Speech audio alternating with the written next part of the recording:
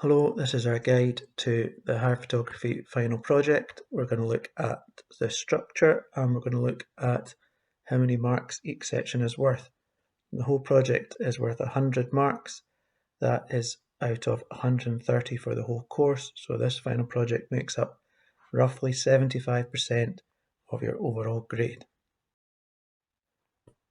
The first section is your proposal. This is worth 10 marks. This is a written plan for your project in response to your brief, which you will have created with your teacher. It should explain your topic, how you plan to approach it, how you plan to manage your time, any equipment and resources you might use, and any other relevant issues that could include location, be that an outdoor location or a studio, any model releases or risk assessments you might need, and so on. There are some questions on the right hand side that you may look at. Some of them might not apply to you, but have a look at them and see what is relevant and make sure you cover these issues in your project plan. The next section is research. This is worth 5 marks. You should produce investigative research that's relevant to your project topic, and it could include examples of photographers' work or any technical research. So that could be a YouTube video or a blog or some imagery to do with a technical setup or settings. The key part of this is that it is highly relevant to your project topic. That is how you access the high range of marks. There is a change to the marking scheme for this year only, which means you do not have to annotate any of this content as long as the images and the research that you're doing is linked clearly to your project work. You can access a high range of marks in this section. The next section is social and cultural influences. This is where you pick a photographer or photographers from your research section and investigate what inspired or influenced their work. You can look at social, cultural, historical, or scientific influences on their work and practice. The important bit for this section is that you explain what the influence is and how it can be seen in their work and practice. It is not biographical information. It is very specific. What influenced the photographer? How can you see that? And give an example. So in my example here, Mark Mawson specialises in shooting liquids and special effects. He was inspired by pouring milk into coffee, and you can see that aspect of blending and the colour very clearly in the example with his work on the right hand side. You need to do the same. So the next section is all your shoots. This is worth 30 marks, and it is in the same structure that we used for the mini projects earlier in the year. It includes a plan, your thumbnails, editing, your shortlist, and an evaluation for each shoot, and then you repeat that for subsequent shoots.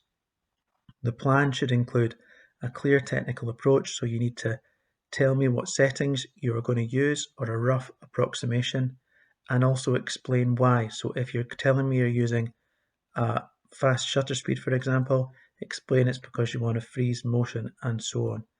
You should also have a clear creative approach. Maybe there's a particular type of style you're going for. Maybe there is a particular type of composition you're looking for.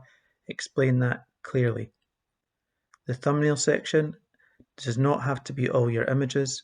It is a smaller selection from your shoot. It needs to be engaged with, so use the traffic light system to start showing that you're shortlisting and making decisions and judgments. You can put annotations in there. Make sure you use the same rigor that we use when we're doing our critical work. So if you're analysing your own work, use the same structure. Make your point, describe and analyse. Make sure that it's really solid. You can also draw over the top to explain composition a bit more, so you can see I've put some rule of thirds grids on this particular one. Editing, only edit the few for your shortlist and don't do too much. Keep it simple. It shouldn't look overly edited. The shortlist, pick 1, 2, 3 or 4 from your thumbnails and put them into your shortlist. Do not shortlist anything with technical issues or creative issues. You need to be picking the best of your work, so take your time and choose carefully. and an evaluation at the end. What went well? What didn't go so well? What would you do the next time to improve? Okay, you can see the breakdown of the marks here is 10 for your ongoing critical reflection and refinement and shortlists and shoot evaluations, and 20 for technical and creative photography skills, clear line of development, and experimentation with technique and composition.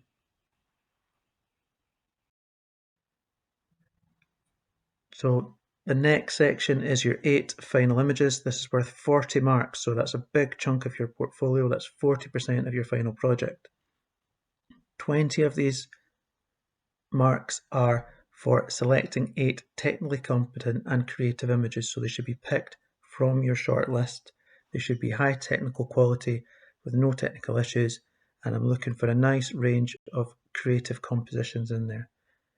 The second part, the 20 marks, is a creative response to the project brief, showing visual continuity with your development work. So does it link to all the work that you've done? Is it an appropriate response to your brief?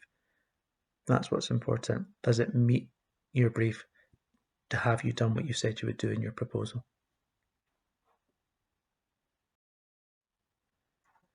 Finally, you have an evaluation of 10 marks. This is limited to 500 words and split into 2 sections. The first section is to evaluate the effectiveness of your photographic practice. So this is you as a photographer. How good was your planning, your preparation? How good are your technical skills and your technical knowledge? How good are your composition and creative skills? Think about you as a photographer. Are there any issues? What could you improve? What are you good at? Secondly, the strengths and areas for improvement in your final print. So this is only in your final 8. You should reference the project topics. You should go right back to the brief and link your commentary to what was asked of you in the first place. So are your final images an appropriate response to the brief? And that's worth another 5 marks.